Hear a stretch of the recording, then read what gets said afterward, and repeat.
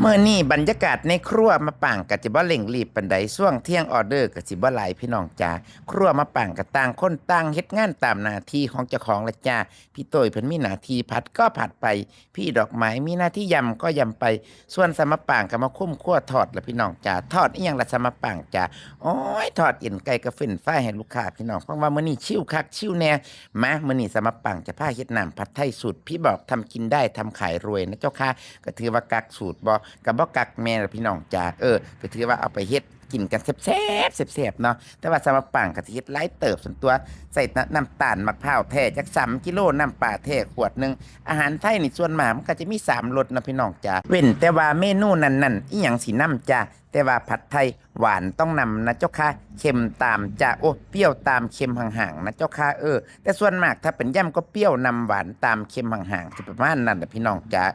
อาหารไทยก็3รสถือว่าครบรสละจ้าสำหรับปังก็ที่ใส่น้ำมะขามเปียกคั้นเองถ้าพี่น้องจ้าน้ำมะขามเปียกสามะปางใช้1กิโลเป็นมะขามก้อนนะเจ้าค่ะแช่น้ำก็ประมาณสามะปางแช่มึงเลยพี่น้องจ้าแช่ให้ต้นมะขามบวมเขาก็จะมาคั่นดีๆแล้วเขาก็ไปกรองเอาเศษมันออกส่วนตัวกระจุดเต่าไฟอ่อนๆตุนไปเรื่อยๆจนว่าน้ำซุปมันเขียวมันน้ำซุปพะนะน้ำซอสมันเขียวแล้วพี่น้องจ้า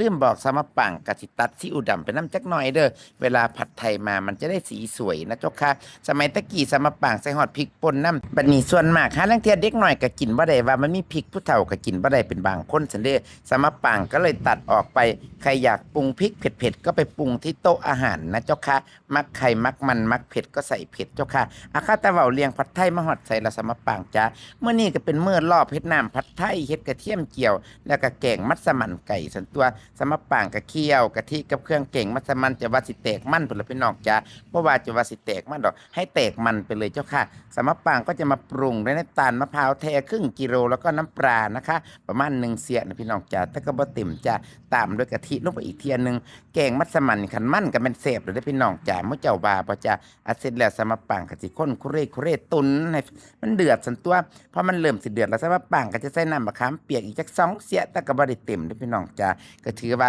มื้อกาเอาเด้อพี่น้องจ้ามักจังไดก็ใส่จังซั่นละจ้าสูตรนี่ก็บ่ได้มีตายตัวแต่สามะปางเฮ็ดตายตัวอยู่แต่เวลาพากคลิปสามะปางก็เป็นคนเว้าไวเว้าก็บ่ตรงกับคลิปที่เฮ็ดซะเด้ก็เลยย่าน FC เอาไปทำแล้วรสชาติมันผิดเพี้ยนก็ถือว่ากาเอาละพี่น้องจ้าพอเดือดปุ๊บปั๊บสามะปางก็สิเอาน่องไก่ลงส่วนตัวตุ๋นไฟอ่อนๆเคี่ยวไปเรื่อยๆส่วนตัวพี่น้องจ้าเคี่ยวเนี่ยก็เป็นชั่วโมง2ชั่วโมงพุ่นเด้อพี่น้องจ้าจังสิได้แกงมัสมั่นไก่เนื้อเปื่อยๆเสร็จแล้วสามะปางก็จะเอามันฝรั่งลงตุ๋นต่อสิอีกหน่อยนึงไก่จะได้แล้วสามะปางก็จะโรยถั่วเม็ดใหญ่นะเจ้าค่ะรอตุ๋นไปอีกโดนเติบเจ้าค่ะ